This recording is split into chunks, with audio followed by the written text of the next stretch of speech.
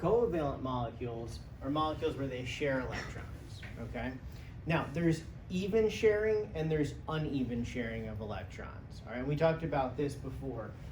When it's even sharing, when they share the electrons evenly, we call it nonpolar, all right? When you're not sharing them evenly, then it's going to be a polar molecule because it has poles. There's one side of it that's slightly negative and then one side that's slightly positive, all right? We're going to start off with nonpolar. So this is a covalent bond in which the bonding electrons are shared equally by the bonded atom. This results in a balanced distribution of electrical charge. Nonpolar molecules have an electronegativity difference of 0.3 or less, and the shape plays a role in this as well. Okay, what did electronegativity mean? We talked about that a while ago in trends. All right, good. So electronegativity is the pull an atom has on an electron. There's some atoms that have a greater pull, and there's some atoms that have a weaker pull. Does anyone remember any that have a greater pull by looking at the periodic table? Yeah, right. Fluorine, yeah, fluorine has the highest, right? Because of what? Does anybody remember why fluorine wants to pull and grab onto an electron? Yeah, good. It needs one more electron, then its outer energy level will be filled. What else? There's not a lot of electron layers, so they're closer to the atoms, so the nuclear charge is stronger. Yeah, exactly. As you move across, the nuclear charge increases, and that has a very strong nuclear charge. Those electrons are very close to the nucleus, so it's going to pull electrons more. Okay, so what would have a lower electronegativity? Everything compared to fluorine, right? Fluorine has the highest. But what side of the periodic table would be lower? The left side. And then which top or bottom would be even lower? The bottom. As you add energy levels, you're getting further away from the nucleus, so it's not able to hold on to the electrons as well. That lowers its electronegativity. What is the effect that causes this? The shielding effect, right? Yeah, the shielding effect. Good. Okay, so with nonpolar molecules, you want to have something where the electronegativity difference is 0.3 or less, all right? Now, where are we getting these numbers? There's a periodic table in that packet that has numbers on it. It starts, the highest number is 4 for fluorine. Yeah, if you just flip, you'll see it.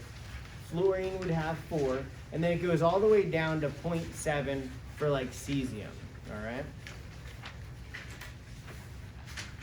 So if you were to pick something like fluorine, and if you were to bond it to another fluorine, well, let's check it out.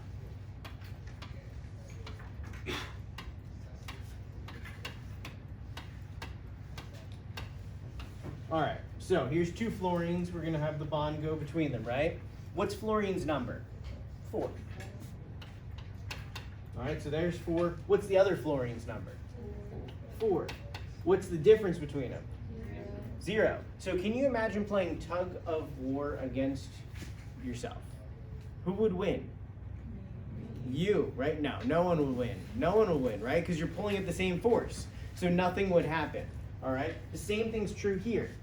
This would be nonpolar because the difference between them is less than 0.3. It's 0, all right? Make sense? All right, so here's another example of a nonpolar molecule, and this one has more to do with the shape of it. Well, it includes shape. So, what of these two is going to be the central atom? Boron, right? Because hydrogen is never going to be the central atom. All right, so how many valence electrons does boron have? Has 3. All right, and they're going to be as far away from each other as possible, right? That's going to give us this shape. The hydrogen's going to go around it. All right, and then we connect them. All right, what's the AXE and all that for this? AX what? 3.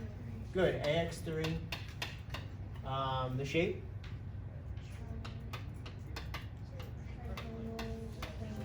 Good, trigonal planar. All right, and the angle? 120. Yeah, and that's why those electrons want to be kind of in the triangle. They want to be as far away from each other as possible. Okay, let's talk numbers.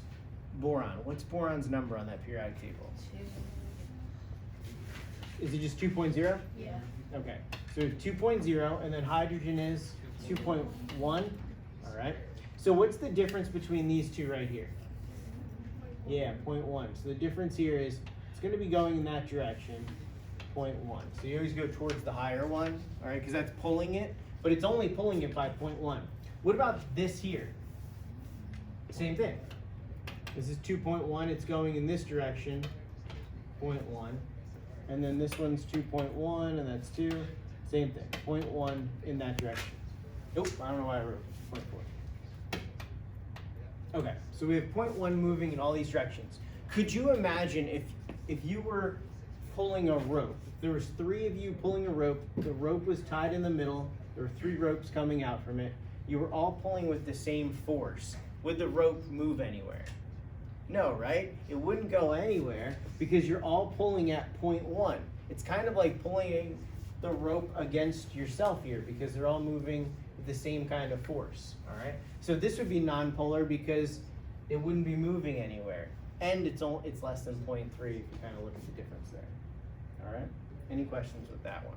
So nonpolar, it's not going to have a large difference between the numbers, all right?